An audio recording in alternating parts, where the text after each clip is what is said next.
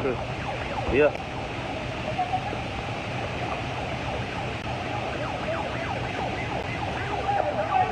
Tuh.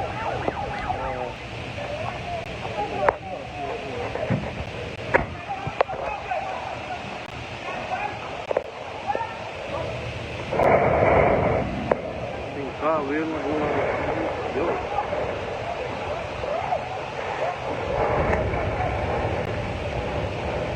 Kaya tayo di sa upupil niya yung pagwero kung ilo pa malo.